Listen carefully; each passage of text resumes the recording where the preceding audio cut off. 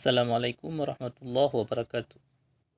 Para sahabat sekalian, pada kesempatan yang singkat ini, kami ingin berbagi sebuah kisah tentang Syekh Ibnu Hajar Al-Asqalani, yang dimana beliau adalah seorang anak yatim.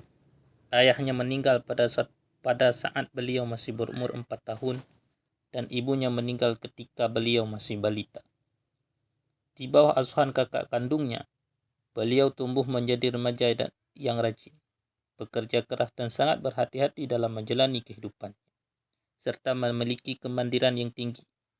Beliau dilahirkan pada tanggal 22 Sya'ban tahun 773 Hijriah di pinggiran sungai Nil di Mesir. Nama asli beliau adalah Ahmad bin Ali bin Muhammad bin Ali bin Mahmud bin Ahmad bin Hajar Al-Asqalani, Al-Qabilah yang berasal dari Al-Asqalan. Namun ia lebih masyhur dengan julukan Ibnu Hajar Al-Asqalani.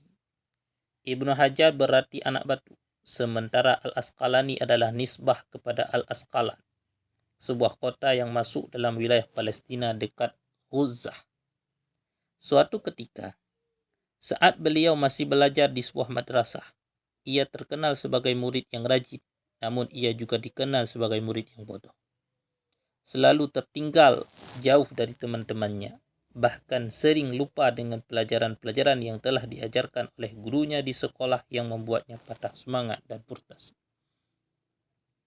Beliau pun memutuskan untuk pulang meninggalkan sekolahnya.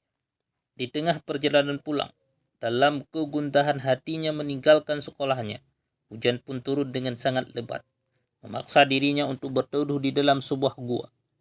Ketika berada di dalam gua, pandangannya tertuju pada sebuah tetesan air yang menetes sedikit demi sedikit jatuh melubangi sebuah batu. Ia pun terkejut. Beliau pun bergumam dalam hati, sungguh sebuah keajaiban. Melihat kejadian itu, beliau pun merenung, bagaimana mungkin batu itu bisa terlubangi hanya dengan setetes air. Ia terus mengamati tetesan air itu dan mengambil sebuah kesimpulan bahwa batu itu berlubang karena tetesan air yang terus-menerus. Dari peristiwa itu, seketika ia tersadar bahwa betapapun kerasnya sesuatu, jika ia diasah terus-menerus maka ia akan menjadi lunak. Batu yang keras saja bisa terlubangi oleh tetesan air, apalagi kepala saya yang tidak menyerupai kerasnya batu. Jadi kepala saya pasti bisa menyerap segala pelajaran jika dibarengi dengan ketekunan, rajin dan sabar. Sejak saat itu semangatnya pun kembali tumbuh. Lalu beliau kembali ke sekolahnya dan menemui gurunya dan menceritakan peristiwa yang baru saja ia alami. Melihat semangat tinggi yang terpancar di jiwa beliau, gurunya pun berkenan menerimanya kembali untuk menjadi murid di sekolah itu. Sejak saat itu perubahan pun terjadi dalam diri Ibnu Hajar. Beliau menjadi murid yang tercerdas dan melampaui teman-temannya yang telah menjadi para ulama besar, dan ia pun tumbuh menjadi ulama tersohor dan memiliki banyak karangan dalam kitab-kitab yang terkenal di zaman kita sekarang ini.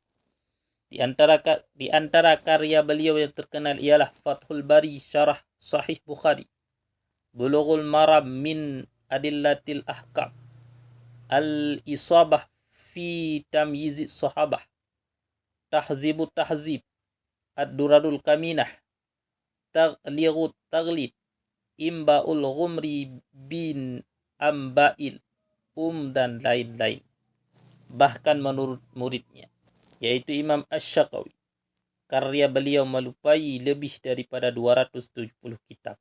Sebahagian peneliti pada zaman ini menghitungnya dan mendapatkannya sampai 282 kitab. Kebanyakan berkaitan dengan pembahasan hadis secara riwayat dan dirayat.